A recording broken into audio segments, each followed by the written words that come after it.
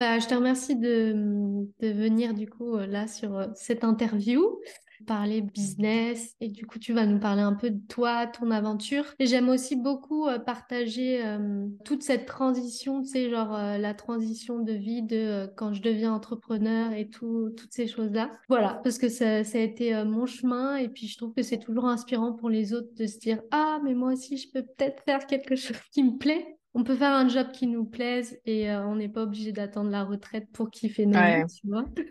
Donc voilà pourquoi tu es là aujourd'hui. 100%. Est-ce que tu peux nous en dire un peu plus sur ton business? Je sais que toi, tu accompagnes les entrepreneurs à faire plus de ventes, à se sentir, tu parles beaucoup de CEO, genre à se sentir dirigeant d'entreprise. Est-ce que tu peux nous en parler un peu plus? Oui, avec plaisir. J'ai commencé dans le monde en ligne depuis mars 2015, donc ça fait à peu près plus que 8 ans maintenant. Puis au début, c'était en réseau marketing, donc tout ce qui était compagnie on appelle ça un MLM au Québec, mais Ouais. c'est plus anglophone.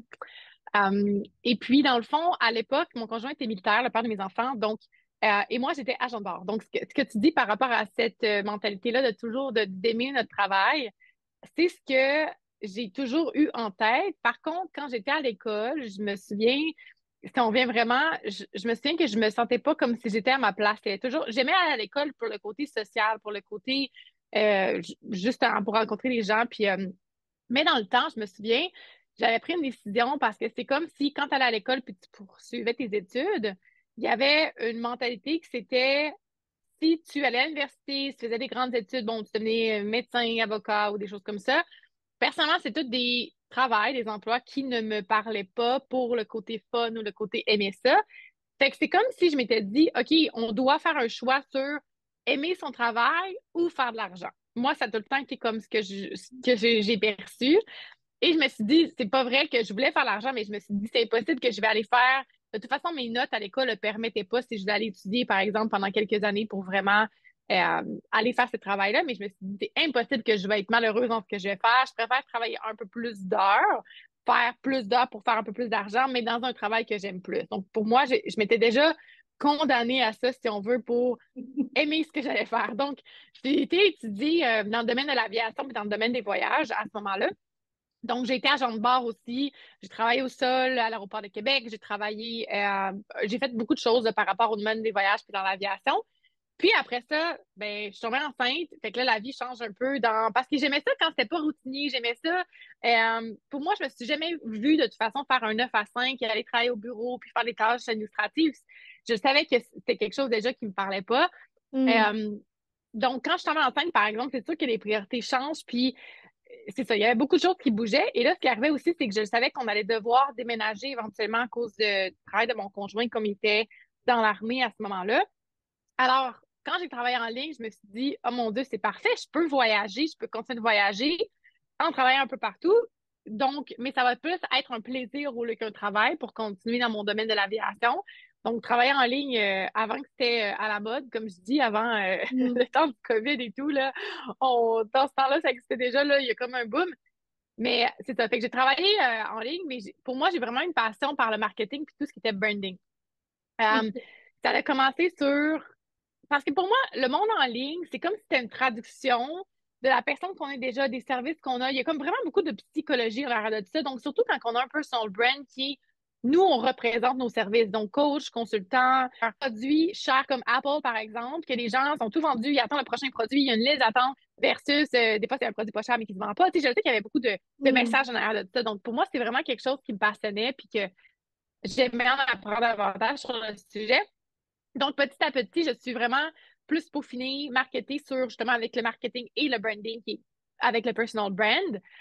Qu'est-ce qui fait que les gens qui font des ventes, qu'est-ce qui fait qu'il y en a d'autres qui n'ont pas, tu sais, bon. Fait que toutes ces C'est quoi? choses-là, donc, C'est quoi ton avis du coup sur ça? Qu'est-ce qui oui, fait que des fois on fait pas de vente? Et parce que enfin moi j'ai mon avis, mais tiens, je veux bien ton avis sur ça, sur qu'est-ce qui fait qu'on fait pas de vente des fois et des fois on va faire des ventes. Et qu'est-ce que tu ouais, mets derrière tout ça, toi? je pense qu'il y a beaucoup de choses. C'est sûr qu'il y a beaucoup de trucs. Ouais. Mais c'est un mélange. Pour moi, tout pour moi est un mélange de stratégie et de mindset. Fait que c'est sûr qu'il y a beaucoup de choses qui qui est beaucoup dans le subconscient du mindset. Là, on pourrait en parler pendant longtemps parce que c'est sûr que si la stratégie, elle est géniale, mais que la personne est pas capable d'être alignée avec la stratégie ou la personne, il y a une déconnexion avec l'offre, avec la confiance qu'elle a en soi. Parce que quand on parle de personal branding, il y a souvent deux niveaux de confiance. Il y a la confiance en nos offres de services, en ce qu'on amène. Donc, par Mm. exemple, en réseau marketing, nous, on vendait des produits qui étaient déjà faits. Fait que si je croyais au produit, puis on le fait dans notre vie tous les jours, j'aime un mascara ou j'aime un Un produit que j'aime resto, beaucoup. ouais, on Exact. recommande facilement.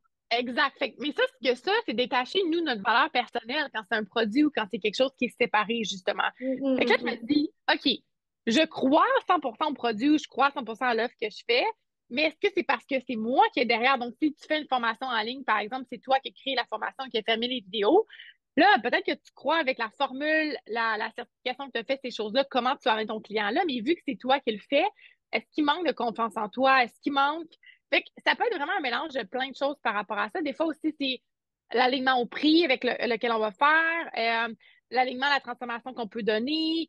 Il y a vraiment plusieurs choses. Puis souvent, ce que je vais recommander, par exemple, c'est de créer, je dis tout le temps de créer des small wins, parce que souvent, on va parler dans l'industrie, parce qu'encore là, le prix, dans l'industrie du coaching, ça peut parler, on peut pas commencer à se charger 20 euros, 20 dollars, c'est illimité, là. Donc, souvent, oui, on dit charger à sa valeur, mais je pense que pour commencer, pour moi, c'était vraiment important de créer des small wins parce qu'on peut avancer. À ce moment-là, on a validé que notre offre, on a validé qu'une vente, on a validé qu'on est capable de transformer d'aider des clients. Fait que plus on avance, plus on est capable d'augmenter ses prix aussi, puis plus on est capable de scaler, d'augmenter sa business. Fait que pour moi, c'est important de mettre un prix qui peut nous challenger un peu au début, mais qui est quand même en alignement pour pouvoir être capable de l'annoncer puis de faire des ventes, puis qu'on peut continuer par la suite. Fait que c'est important de se mettre dans l'action dès le départ. Puis je pense que vraiment tout ce qui est perfectionnisme et au début, on le voit souvent, là, il y en a beaucoup qui vont prendre plusieurs formations, plusieurs certifications, mais ils ne se mettront jamais dans l'action. Et là, on paralyse. Puis si ouais. c'est un cercle vicieux, jamais ça va débloquer. Là. Je veux dire, il faut juste partir avec où on est en ce moment, le tester, parce qu'on est toujours un pas en avant de quelqu'un d'autre, ça, c'est sûr et certain. Donc, on a une expérience, on a une expertise, on n'a pas besoin d'aller coacher les meilleurs de ce monde. On peut juste coacher des gens qui sont rendus prêts pour nous accueillir. Puis, Mm. ça, je crois que tout le monde peut aider quelqu'un à un certain niveau, c'est sûr et certain. Donc, c'est vraiment d'accepter où est-ce qu'on est. OK, qui est-ce que je peux aider? C'est qui mon client cible? Qu'est-ce que moi, je peux leur donner comme transformation? Pendant que je continue d'avancer sur mon cheminement, je continue de faire mon évolution et ma clientèle va aussi avancer avec moi avec le temps. Fait que, on pourrait en parler longtemps, définitivement, mais c'est une question qui, ouais, puis les stratégies, c'est sûr que ça se fait aussi avec le temps. Je pense que je vois aussi beaucoup d'entrepreneurs qui ont de la misère, surtout des femmes, à avoir un engagement avec leur business, dans le sens que quand on parle de niche, on parle de structure, on parle de stratégie, des femmes qui sont énormément habituées dans leur énergie féminine aussi, qui ont de la misère à avoir une structure ou à créer une offre signature, puis qui changent souvent d'idée. Puis t'es correct dans le sens qu'on peut tester, puis quand on est surtout au début, le but c'est ça, c'est qu'on passe dans l'action pour tester, pour évaluer qu'est-ce qui fonctionne. Mais à un moment donné, c'est sûr qu'il y a une espèce d'engagement, un commitment à faire avec notre business aussi, puis de se dire, Mm. OK, moi, je vais aider tel type de personne à atteindre X nombre à atteindre telle transformation, puis je veux me faire reconnaître pour X expertise, par exemple, et je m'en vais là-dedans. Parce que veux pas, bâtir un lien de confiance aussi avec les gens, puis une expertise, ça prend du temps. Fait qu'à un moment donné, même si on a le mindset en place, même si on a la stratégie, des fois, c'est juste une question de continuer, puis d'être certaine que c'est la ligne directrice qu'on veut aller, mais de continuer, puis Parce que c'est comme si on sème un jardin, on sème plein de graines tout le temps, à chaque fois qu'on parle, on fait un lancement ou on parle de Ouais. nos offres de service. Mais je vois aussi beaucoup de gens qui abandonnent avant que finalement la graine a pu comme pousser puis qu'on a pu récolter les graines, là. Ouais, c'est vrai. Ou elle commence à gratter pour voir si ça pousse. Mais ouais, c'est ça. Ouais, Mais exact. Fait que souvent, ça, c'est un manque de validation, je pense, en intérieur, puis on attend juste la validation externe, on teste, si ça fonctionne pas. Puis c'est aussi, dans notre société, on est très impatient. Donc, ouais, il y a ça aussi, là. hmm, ouais, c'est vrai qu'il y a une différence entre le fait de tester et d'être en, tu sais, en aplomb avec ça et le fait pour moi, je dis de faire la girouette, tu vois. Et Ouais, en fait, ça, c'est des trucs qu'on sent. Les clients, ils sentent ça aussi inconsciemment. Ils sentent quand on fait la girouette et que. Mais ça, c'est les trucs, ouais, effectivement, du début. Et j'ai fait ça aussi au début, quoi. Mais ouais, Oui, on le fait tout, mais comme tu dis, énergétiquement, il y a vraiment une nuance entre on teste, ouais, on apprend, on est vraiment en train juste de, justement, dans ouais. le but de passer cette structure-là pour voir qu'est-ce qui nous convient. Puis, finalement, c'est qu'on a une insécurité financière ou on a une insécurité de notre validation aussi personnelle, puis que là, on se met à essayer plein de choses dans le but d'avoir une formule gagnante, mais c'est comme si on pense que c'est une formule magique qui va fonctionner tout de suite, Mm, puis que là, si ça fonctionne pas, on va changer d'idée, là. mm, ouais. Qu'est-ce que tu entends, toi, par structure? C'est quoi les fondations de ton business? Si tu as un exemple à nous donner. Et après, par stratégie aussi, qu'est-ce que tu entends par là? Ouais, pour moi, la structure, justement, si on parle d'énergie masculine, féminine, pour moi, la Ouais. structure, puis la fondation, c'est l'énergie, dans le fond, c'est le modèle d'affaires. C'est quoi notre modèle d'affaires? C'est quoi nos offres de services? Qu'est-ce qu'on fait? Qu'est-ce qu'on fait? Puis comment on aide les gens? Tu sais, si on vient vraiment à la base de la communication, parce que comme je dis souvent, si c'est pas clair pour nous, ça risque de ne pas être clair pour notre client aussi. Donc, il y a vraiment une communication à être ici. Donc, par exemple, quel genre d'expertise qu'on fait. Puis c'est sûr que ça évolue. Le but, c'est pas juste Mm, il y a une différence aussi entre changer tout le temps d'idée et une évolution. Parce qu'une évolution, pour moi, c'est vers le haut. On est sur la même directrice, c'est juste qu'on évolue vers le haut. Un changement, c'est on change complètement de ligne directrice, puis là, on fait des sauts. Puis ça se peut qu'on en fasse aussi. Là, j'ai fait plusieurs pivots aussi parce qu'il y avait juste un désalignement avec certaines choses. Fait que ça aussi, c'est une nuance ouais, énergétique aussi à ouais, ce bien niveau-là. sûr. Fait que de comprendre la différence, parce que c'est sûr qu'on va continuer d'évoluer. Mais la structure va supporter mon évolution, justement. C'est sûr que si je change d'idée ou je change de ligne directrice, je change complètement de business. Donc, il faut que je refasse la structure. La structure, pour moi, c'est de créer les offres de services. Justement, si j'ai une offre signature que je répète à chaque année, la structure est déjà faite, on a déjà fait le programme. Il y a une évolution qui fait dans le sens que j'ai peut-être changé un peu la formule, l'adapter pour l'améliorer, mais la base, elle est déjà là. Donc, c'est comme si c'était un gâteau. Pour moi, c'est une recette de gâteau. La recette est tout le temps la même, dans le sens qu'il y a tout le temps les mêmes ingrédients. Il y a la farine, il y a des œufs, il y a du lait, il y a tout le temps les mêmes choses. Mais on peut vraiment le pimper, on peut vraiment l'améliorer, on peut changer le glaçage, on peut. Bon, mais la structure, elle reste toujours la même, elle est là. Fait au niveau des offres de services, Ok. dans le fond, c'est quoi son modèle d'affaires? Pour moi, c'est ça. Donc, quand tu dis modèle d'affaires, c'est par exemple, je donne des exemples pour voir si on a bien compris, mais c'est par exemple, si moi j'ai un modèle d'affaires où je lance 2 programmes par an, c'est mon modèle d'affaires et je sais que j'ai 2 programmes par an. C'est un peu ça l'idée, c'est avoir une idée de comment. Ou alors, est-ce que je veux faire rentrer toujours des gens en individuel, ou est-ce que je fais des programmes de groupe, ou est-ce que je fais des petits programmes entre-temps? C'est ça l'idée du modèle d'affaires en fait. Exact. Puis aussi, il y a une espèce de misconception quand on parle de ça, c'est que les gens vont penser, ils ont peur justement de créer cet engagement-là, de dire, oh mon Dieu, si je dis que je vais lancer cette offre-là chaque année, tu sais, c'est pas un mariage non plus, là, dans le sens que je pense que c'est important d'avoir une structure qui est là, mais la structure, il y a quand même la flexibilité. Donc, par exemple, si il y a 2 offres signature, 2 offres high ticket qui sont des programmes de groupe ou de 1 à 1 qui vont rester, qui vont tout le temps être en récurrence. Mais par exemple, si j'en ai des mes clientes, par exemple, que eux, ils savent qu'ils aiment lancer des masterclass ou des mensuellement, par exemple, mais que c'est un peu plus spontané, c'est un peu plus dans la flexibilité selon ce qui va se passer. Donc, cette offre-là, par exemple, peut être très flexible, peut varier. Elle ne sera pas nécessairement là à chaque année, à chaque mois nécessairement. Fait que c'est de voir justement comment on peut créer la flexibilité aussi dans la structure. Puis, par exemple, c'est que ça donne une idée. Donc, quand quelqu'un aime être dans sa créativité et qu'il y a plein d'idées pour une masterclass, Hmm. peut-être que l'offre de service pour aller supporter ça, ça serait un membership. Donc, ça serait comme des masterclass, justement, qui seraient comme en récurrence. Donc, il y a une structure qui est là, qui est tout le temps sur la répétition, mais que dans sa créativité, ça lui permet vraiment de lancer différentes masterclass à chaque mois, mais de pas tout le temps être en lancement à chaque masterclass. C'est que là, il y a une structure qui va créer des revenus récurrents, mais dans sa créativité de l'autre. C'est pour ça que quand on parlait de tester, tantôt, c'est un peu ça aussi. C'est OK, est-ce qu'on est mieux du 1 à 1? Est-ce qu'on est mieux du groupe? Parce qu'il faut aller quand même chercher cette information-là puis le tester. Ça veut pas dire que ça Hmm. va. Peut-être que pour quelqu'un qui veut scaler un jour, ne fera plus de 1 à 1, va après ça juste faire du groupe. Donc, c'est de voir. Mais oui, pour juste répondre à ta question, pour moi, c'est un peu ça, la structure d'entreprise là, quand on en parle. Hmm. Et en plus, ça vient en lien avec le fait que ce que tu as dit tout à l'heure, c'est de s'engager en fait. Quand tu as une structure, finalement, tu t'engages aussi avec cette structure-là. Et du coup, qu'est-ce que tu appelles, toi, stratégie? Qu'est-ce que tu mets derrière tout ce qui va être stratégie derrière? Ouais, c'est toujours un plan d'action. Pour moi, je reviens tout le temps à la vision de la personne. C'est dans le sens que on revient en arrière, on dit c'est quoi ta vision? Il y en a déjà qui le savent que, par exemple, euh, ils veulent lancer des programmes de groupe ou il y en a que c'est de faire des retraites. Donc, les stratégies, pour Mm. moi, c'est un plan d'action qui va aller supporter la vision dans le but d'atteindre justement les résultats qu'on veut atteindre avec la vision. Donc, si on revient à la vision, on revient à l'alignement, qu'est-ce qui vous fait passionner? Qu'est-ce qui a fait que vous avez lancé votre business dès le départ, cette passion-là, ce feu-là? Donc, on veut reconnecter à ça. Puis maintenant, c'est comment on arrive à ça, justement. Fait que c'est de mettre vraiment un plan d'action quotidien, mensuel, annuel ou peu importe ce que ça va dépendre. Puis souvent, quand je fais des stratégies, ça va dépendre aussi de la situation financière de la cliente.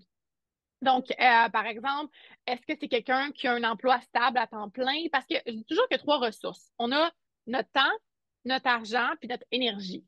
Tu sais, c'est de prendre en considération dans notre énergie, c'est bon, est-ce que la personne est en mode survie? Est-ce qu'elle a vraiment l'énergie à mettre dans son business ou cette personne-là, je ne sais pas si elle a des enfants, elle n'a pas d'enfants. Tu sais, il y a vraiment la situation actuelle qui va faire en sorte que ben, la stratégie va vraiment être adaptée à ça aussi parce que la situation personnelle de la cliente est à prendre en considération selon moi. Il y a aussi le temps. Donc, si la personne a un emploi à temps plein, si elle est en congé maternité, si elle a un emploi à temps partiel, et il y a l'argent. Parce que là, c'est de voir est-ce qu'on délègue certaines choses. Si la personne elle a beaucoup de sources de revenus parce que exemple, elle a vendu notre entreprise ou elle a eu un héritage, elle a pris un année sabbatique. Tu sais, il y a plusieurs mises en contexte. Fait que c'est toutes des choses qui, pour moi, vont aider aussi à mettre le plan d'action, la stratégie qui va déterminer ça parce que tu veux pas, on veut que ça supporte, oui, les résultats dans lesquels on veut aller, mais pas à n'importe quel prix non plus. Puis ça peut se faire aussi en 1 an, ça peut se faire en 5 ans, mais l'important, c'est qu'on avance puis qu'on va dans la bonne direction. C'est juste, je trouve que ça crée une belle ligne directrice avec des intentions qui sont là au lieu de juste comme avancer pour avancer quand on ne sait pas trop où est-ce qu'on s'en va finalement, puis on ne sait pas trop si ça va être productif. Ok, top. Ok, j'avais Mm. une question, puis elle est partie de ma tête. Mais bon, c'est pas grave. C'est pas Ça grave, arrive. ça reviendra. Non, après, j'avais plus des questions sur le branding aussi, parce que tu parles de personal branding, tout ça. Qu'est-ce que tu aurais à dire là-dessus? Est-ce que c'est important pour toi d'aller mettre de la conscience sur, je suppose que oui, d'aller mettre de la conscience sur ça? Euh, ouais, qu'est-ce que tu pourrais aller dire? Ouais, surtout quand on est. Ben, en fait, ce qu'il faut comprendre, c'est que on a un brand, qu'on le veuille ou non. Comme je dis, c'est un brand constant ou un brand inconstant. Puis ce que je veux dire par Ouais. ça, c'est que si, encore là, ça revient avec l'intention, si on accepte qu'on a un brand et qu'on se pose des bonnes questions, justement, de OK, qu'est-ce que j'ai envie, comment j'ai envie que les gens se sentent dans mes réseaux sociaux, mon podcast, peu importe, quand ils m'écoutent, quelle émotion j'ai envie de générer, quelle vibe j'ai envie de transmettre, quel type d'énergie, toutes ces choses-là vont affecter comment je vais choisir dans mes communications, dans mes stories, dans mon podcast, puis même au niveau du visuel, que ce soit au niveau de la communication écrite, parce que pour moi, le branding, c'est la vibe qui est transmise, l'énergie. C'est aussi au niveau du visuel, donc que ce soit des photos, que ce soit les couleurs, ou que ce soit le type d'écriture, toutes ces choses-là. Et c'est aussi au niveau des communications. Fait que de déterminer vraiment ces choses-là, donc, OK, quelle énergie j'ai envie de transmettre, c'est quoi mon industrie, parce que pour moi, le personal brand, c'est un mélange de, parce qu'on a des services à offrir, donc il y a le côté expertise qui, OK, c'est quoi notre expertise, qu'est-ce qu'on vend, à the end of the day, il y a quand même quelque chose qui est là en termes du côté professionnel, mais il y a aussi le côté personnel. Puis là, c'est à nous de voir parce qu'il y a comme un spectrum pour moi. Il y a des gens qui ont un personal brand, qui sont coach, consultants, thérapeutes, qui vont se positionner extrêmement dans leur expertise. Donc, on ne connaîtra pas beaucoup de leur vie personnelle nécessairement. Hmm. Mais c'est vraiment beaucoup dans je donne des conseils, j'apporte de la valeur aux gens, je vais éduquer énormément. Fait que il y a ce spectrum-là. De l'autre côté, on va de l'autre côté du spectrum qui est très personnel dans un personal brand, c'est là qu'on va retrouver souvent les influenceurs. Les gens qui sont hyper personnels, mais qui vont partager leur vie. Généralement, ces gens-là, par contre, n'ont pas nécessairement d'offre de service comme un coach consultant ont à offrir. Ils vont plutôt offrir des produits, ils vont vendre leur lifestyle. C'est carrément ce qu'ils vont faire. Donc, c'est pour ça qu'ils sont Hmm. extrêmement personnels. Là, c'est à nous de voir si vous êtes coach, consultant, thérapeute, vous ouvrez les services en ligne, où est-ce que vous situez sur le spectrum? Parce que pour moi, c'est important d'avoir un peu des deux, mais c'est à vous de voir Où on pose qu'est-ce qui les est aligné limites, pour quoi. vous. Ouais, Exactement, aussi. surtout au niveau personnel. Je pense Ouais. que le minimum au niveau du personnel, ce qu'il faut faire, c'est, exemple, si vous vous dites, moi, j'ai pas envie de mettre ma vie personnelle, j'ai vraiment juste envie de donner des conseils je suis prête à me mettre de l'avant, je vais faire des vidéos éducatives, ces choses-là. Justement, quand on est vraiment du côté expert, puis on ne veut pas exposer sa vie personnelle, souvent, le minimum, je trouve, c'est que faut, quand on va faire du storytelling, on va raconter des histoires, on va rentrer parce que la vulnérabilité est quand même importante. Puis le Mm. côté tranche de vie est quand même important. Par contre, souvent, c'est des gens qui vont rester spécifiquement par rapport à leur niche. Donc, par exemple, quelqu'un qui est coach en alimentation intuitive puis qui veut aider les gens à arrêter de binger ou qui veut aider les gens, par exemple, à sortir de l'auto-sabotage par rapport avec leur relation à la nutrition. Donc, ces gens-là, qui mettent leur vie familiale, ça n'a pas d'importance. Dans le sens que ces gens-là, ils vont aller Mm. partager, par exemple, une tranche de vie pour eux, parce que souvent, il y a une raison pourquoi ils font ce qu'ils font. Donc, c'est quoi leur why? Est-ce qu'eux ont passé à travers des épisodes comme ça? Ce qui font que on va relater à la personne, on va connecter avec son histoire, avec son expertise. Donc, de un, elle a une expertise, mais de deux, souvent, elle a une histoire personnelle qui est reliée à ça. Mais c'est des histoires qui sont toutes dans le passé, qu'on a surpassé, qu'on a surmonté, puis que maintenant on peut aider les gens. Donc, c'est juste pour montrer justement que, OK, elle a vécu ça, elle a compris un peu les challenges, qu'est-ce qui se passe. Donc, elle peut me comprendre aussi au niveau personnel, puis je connecte à un niveau émotionnel. C'est ça que ça va faire aussi la vulnérabilité puis le personnel. Donc, mais ces gens-là se limitent à ça souvent. Ils vont pas parler justement de leur vie familiale ou bon, il n'y a pas d'autre chose. Ça leur appartient. Donc, c'est la ligne qu'on peut trancher définitivement avec. Mm. Il faut quand même amener la vulnérabilité, mais souvent, ça va être dans le cas de l'expertise, dans le cas de la problématique qu'on va explorer sur les réseaux sociaux. Fait que ça, c'est un peu ça. Mais le reste, ça c'est très bien. Moi, par exemple, il y a certaines parties de ma vie que j'ai envie d'explorer, de partager. Connexion instable. C'est OK, une connexion pourrie. il n'y a pas de problème. Tu me diras si jamais il y a quoi que ce soit d'autre. Ouais. Euh, oui, c'est ça. Fait que pour moi, c'est important de mettre une partie de ma vie quand même. Et c'est des choses que souvent, je vais partager après avoir surmonté quand je me sens prête. Parce que c'est sûr qu'il y a des choses on va vivre. Puis encore là, c'est à vous de définir la ligne, où est-ce que vous voulez la mettre. Puis c'est quoi votre vision. Tu sais, il y a tout le temps un message ou un pourquoi en arrière de ces choses-là qu'on va faire aussi. Mm. Donc, Mais il y a des choses que je suis prête à partager, d'autres moins. et finalement, le personal branding, on le fait assez naturellement, non? Oui, c'est sûr que, tu sais, on amène un peu la tête, on amène un peu le mental par rapport aux stratégies, mais c'est sûr que plus on incarne la personne qu'on est et le Mm. message qu'on veut transmettre, plus ça se fait naturellement. C'est pour ça que je dis c'est inconscient ou conscient, parce que ce qui va arriver, c'est qu'il y a des gens qui vont pas assez se poser de questions par rapport à leur brand, par contre, puis qui vont juste réagir sur selon ce qui se passe dans leur vie, si on est du côté Mm. personnel. Ouais, Mais ouais, que là, ouais. l'audience qui va suivre ça, il y a quand même un message qui est dégagé en arrière de ça. Puis surtout que les réseaux sociaux, je donne un exemple, si la personne a fait 5 stories dans sa journée, on consomme ça. Nous, on s'identifie en tant que consommateur que c'est tout ce qu'elle fait dans sa journée. Donc, tu sais, si on essaie de varier, fait que c'est pour ça que je dis il y a une intention, il y a une espèce de conscience à l'intérieur de ça aussi, parce que le message que tu envoies, est-ce que c'est le bon message qui va être envoyé, qui va être reçu? Donc, ça se fait en effet. Là, plus on l'incarne, plus c'est léger, plus c'est avec nous-mêmes, plus on n'aura pas à forcer les choses parce que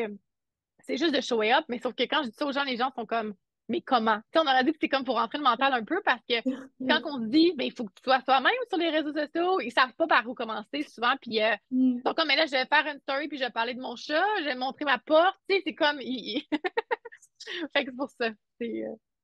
Ouais, et c'est vrai que tu as raison de rappeler que c'est important aussi quel message on a envie de partager parce que si on fait, comme tu dis, des fois à froid ou à chaud, même à chaud plutôt, bah, des fois on va partager des messages qui sont pas forcément utiles ou qui vont même nous desservir en fait. Moi, je vois souvent ça aussi chez mes clients où pourquoi t'as dit ça? C'est genre, attends, tu vois, de reposer, de prendre vraiment le temps de limite t'auto-coacher pour voir, et après, tu vas pouvoir communiquer sur ça. Tellement. Parce Puis que ça, je sinon, pense on que voit trop les up et down des gens, et certes, en fait, pour moi, il y a, ah ouais, c'est un sujet, tiens. Mais pour moi, il y a le truc où tu sais, c'est génial d'être vulnérable et moi j'adore voir les gens comme ils peuvent rentrer dans la vulnérabilité, mais il y a un degré, tu sais, je trouve, de vulnérabilité entre bah là c'est trop too much parce que t'es dans le truc, tu vois ce que je veux dire? ouais, ouais, ouais. Puis je pense que c'est une question de ratio aussi beaucoup. Souvent, les parties que j'ai un peu plus personnelles dans ma vie, de un, je ne serai pas en lancement parce que c'est dur de balancer aussi. Tu sais, il y a des cycles, il y a des saisons aussi, je pense, dans notre entreprise et dans notre brand, dans nos communications. Puis comme tu dis, c'est que si on partage tout le temps en temps réel, puis on est en train de vivre l'espèce de tornade émotionnelle parce qu'il se passe des choses, Mm. il y a une énergie différente quand tu la vis, tu la partages, et que quand tu l'as vécu, tu es capable de la transmettre avec un apprentissage, avec une leçon, avec une prise ben justement, une leçon de vie, c'est complètement différent. Fait qu'il y a ça aussi. Euh, Puis, tu sais, veut pas, on va tu sais, autant qu'on dit, on veut que les réseaux sociaux soient vulnérables, soient vrais, Mm. mais en Mm. même temps, une autre partie de nous, on veut pas consommer du négatif toute la journée non plus. Donc, il y a tout le temps une nuance entre Ouais. quand on est capable de partager notre histoire de façon vulnérable, mais déjà passée, puis on est capable de partager des leçons, puis d'amener toujours l'inspiration derrière de ça. Puis moi, je me dis tout le temps, c'est quoi l'intention de ça? L'intention, c'est justement de partager que je suis humaine aussi, il y a des choses qui se passent dans ma vie, que je continue de travailler, puis je continue de show up quand même, puis que justement, ça n'a pas besoin d'être parfait. OK, est-ce que ça, ce message-là, est en cohérence avec justement la mission du message? Puis des fois, la réalité, c'est qu'il faut que j'attende un peu parce que j'ai juste envie de me vider le cœur. Là, non, c'est peut-être pas la bonne place pour le faire. Fait que je vais aller faire du journaling à la place, puis je vais revenir par la suite le communiquer un peu plus tard. Fait que, comme tu dis, je pense qu'une belle. Ça, c'est des prises de conscience aussi, puis c'est de savoir Mm. justement quand est-ce que c'est les bons moments. Là. Mm. Yes, ouais. C'est pas évident, hein, parce que Non! à la fois, on nous demande d'être, ouais, bah, enfin, moi j'adore être transparente, authentique et c'est mon truc, mais en même temps, ouais, enfin, ouais, c'est chaud, hein. 100%, exact. Puis on a le droit aussi de prendre un recul. Tu sais, ça, je pense que c'est d'autres Mm. choses malheureusement, avec les réseaux sociaux, les stories, tout le côté instantané aussi de la chose, on a le droit de prendre un retour puis de se dire, ben en ce moment, je sais pas comment le communiquer, je vais attendre. Puis ça, c'est dans la vie de tous les jours aussi. Des fois, on sent nos émotions, on est Mm. frustré, il y a quelque chose qui se passe, mais de juste de dire, je vais trouver les mots puis je vais revenir sur la communication parce qu'en ce moment, je sais même pas comment m'exprimer. Ça, je pense que c'est quand même avoir beaucoup de pouvoir aussi, puis de pouvoir prendre ce recul-là, de se permettre ce recul-là aussi, là. Mm. Ouais. Et du coup, je vais aller sur un autre sujet, sur le fait, enfin, un peu similaire, hein. C'est sur le fait d'être justement visible sur les réseaux. Toi, tu es de plus en plus visible, tu as un podcast avec un nombre certain d'écoutes. Euh, Comment on gère quand justement il y a des personnes qui nous détestent, quand il y a des... Comment tu as géré ça? Je sais que je t'avais vu, ça fait longtemps que je te suis quand même. Mais je t'avais vu à une époque aussi gérer toutes ces situations-là où on a des critiques, ça peut être sur le physique, ça peut être sur notre travail. Comment tu gères ces passages-là? Est-ce que ça t'arrive encore d'en avoir? Euh, Ouais. Je pense que c'est ça qui est vraiment un peu l'ironie dans le succès, je crois, en ligne, c'est que souvent, il y a des gens qui ont peur de l'échec, il y a des gens qui ont peur du succès. Puis quand on s'en vient avec le succès et qu'on veut avoir, parce que souvent on s'identifie, ah, si je veux avoir un succès en ligne, il faut que j'ai un certain nombre de followers, un certain nombre d'argent, un certain nombre. Bon. Il y a des croyances aussi qui sont là-dedans, puis ça ne veut pas dire que nécessairement les followers en passant sont reliés nécessairement au nombre mm, d'argent. Là. Donc, il y a ça de ouais. un. Mais si on parle de visibilité, d'impact, parce qu'on veut créer un impact, ça prend quand même un certain minimum de visibilité. Puis, c'est d'accepter aussi que ça va se passer. Parce que souvent, on dit qu'on veut du succès, mais je dis souvent, on est à la place où est-ce qu'on doit être en ce moment et où est-ce qu'on est prêt en ce moment parce que est-ce qu'on est vraiment prêt à accepter la polarité de l'autre côté, justement? Donc, si on parle de succès, peut-être que vous allez penser en ce moment à des personnes que vous admirez, que ce soit sur les réseaux sociaux ou des vedettes ou bon, peu importe, c'est qui.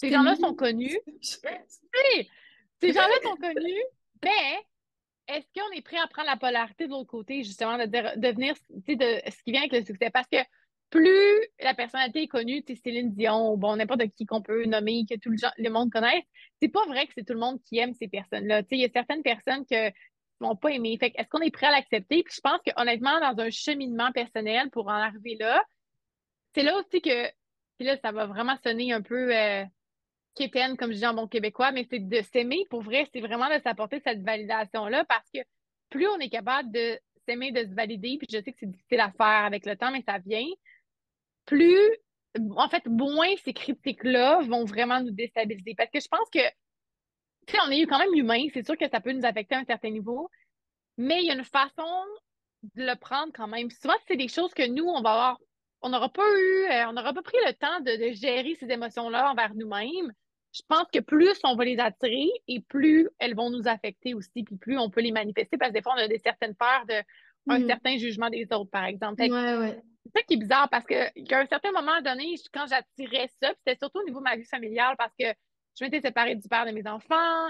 euh, et là, j'étais un peu plus loin de mes enfants aussi. Fait qu'il y avait quand même une certaine famille. Quand j'avais un brand qui était très familial, et que là, du jour au lendemain, j'ai juste décidé de ne plus mettre, de ne plus inclure nécessairement mes enfants au niveau de mon brand, les gens ne comprenaient pas, mais encore là, ça m'appartenait dans le sens qu'il n'y avait pas à comprendre. Tu sais, pour moi, c'était aussi de me dire, j'ai décidé quand même de faire ça pendant plusieurs années. Maintenant, je mets une ligne dans le sable. C'est sûr qu'il y a comme une incompréhension au niveau de l'audience, puis c'est correct, puis j'acceptais que ça allait faire aussi.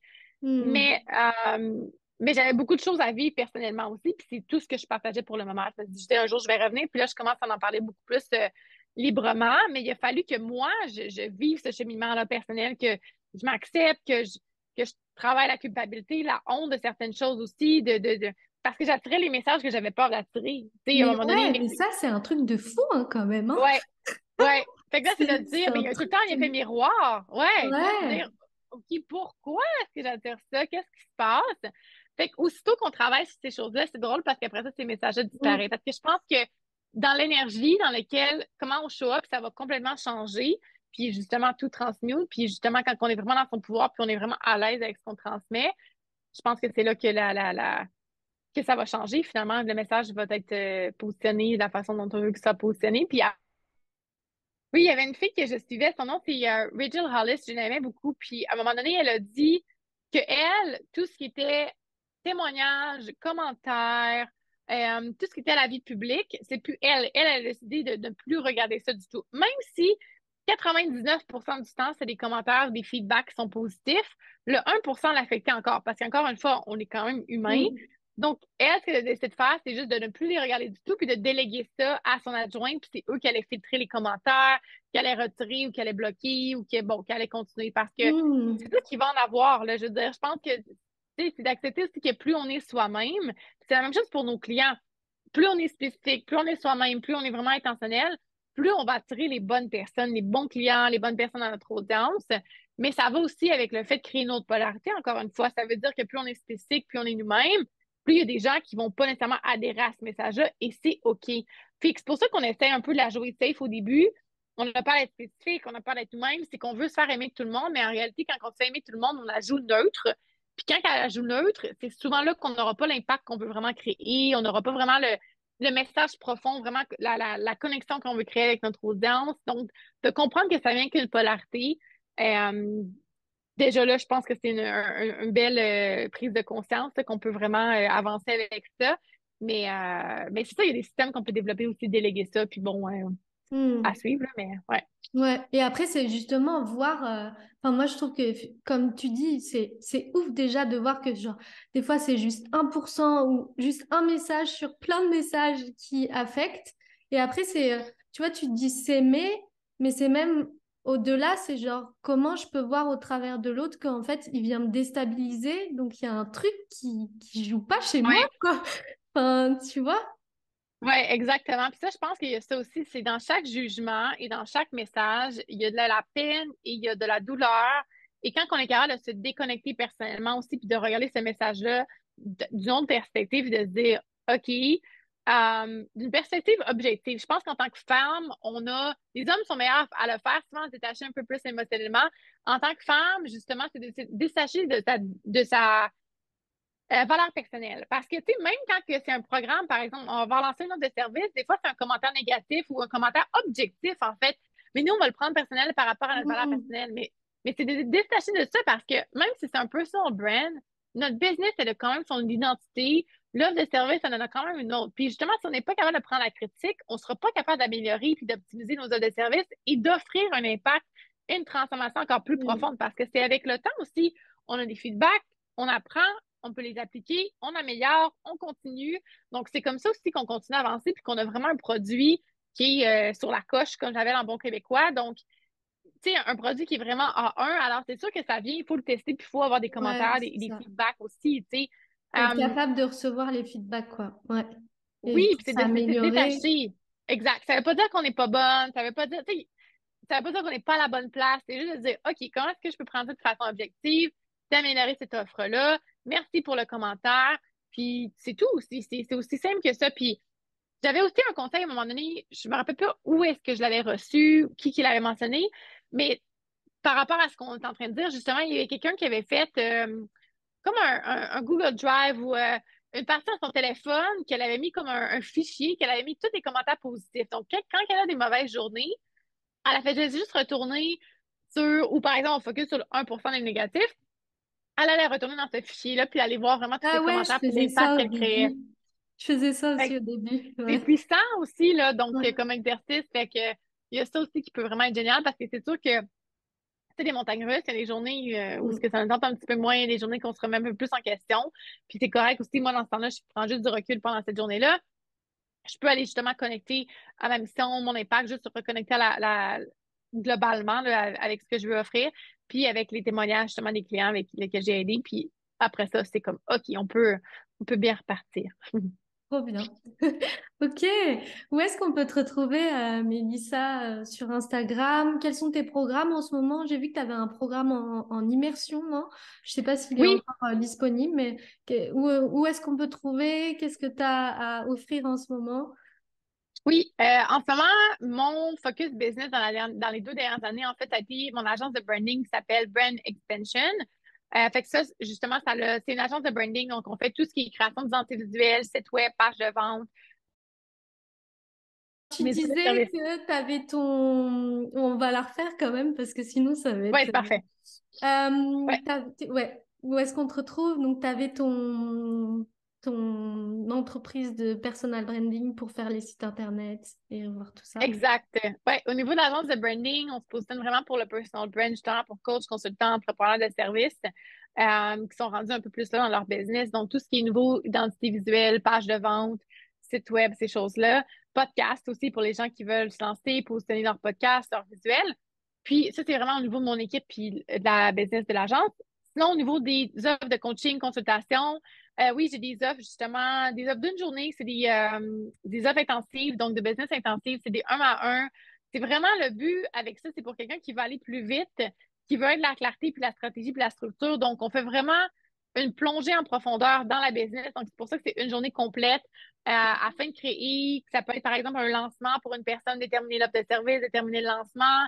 Ça peut être sur le modèle d'affaires au complet aussi, sur les offres de service, la cohérence entre son modèle d'affaires, ses communications, son message. Donc, quelqu'un qui manque un peu encore de clarté, elle sait où elle va, mais elle a de la misère à connecter les points entre ses offres de service, à créer vraiment comme un modèle d'affaires qui est cohérent, high ticket, low ticket, un offre gratuit, qui est un peu mêlé par tout ça, là, fait qu'on peut, on peut créer ça, le chemin client. Fait que ça, c'est des offres intensives. Puis l'autre chose que je fais, c'est vraiment du coaching en accompagnement à un plus long terme, là, en 1 à 1 pour les gens qui sont encore entrepreneurs web, là, donc coach, consultant, thérapeute, etc. Mais Ok, sinon, tout se fait en ligne. Ouais, tout se retrouve sur mon Instagram qui est I am Melpot, donc IAMMELPOT, qui est mon surnom. Et puis, l'agence, c'est Brain Extension. Puis sinon, ben, on a le podcast aussi qui est plus axé sur le développement personnel pour femmes entrepreneurs qui est Expansion. ok, donc t'as plus que du one-on-one, tu fais plus de mastermind. Non, en ce moment, parce que mon focus est vraiment sur l'agence. Oui, exact. Ok, Puis pendant les 2 dernières années, pour avoir bâti ça, fait que là, c'est vraiment comme les offres en 1 à 1 qui est là. Puis là, cette flexibilité-là, il va peut-être avoir des masterclass par-ci par-là, mais pour le moment, c'est vraiment l'accompagnement à long terme, puis les journées intensives et l'agence de branding. Ouais. ok, trop bien. Génial. Yes. Je te remercie. Cool. Merci, Cécile.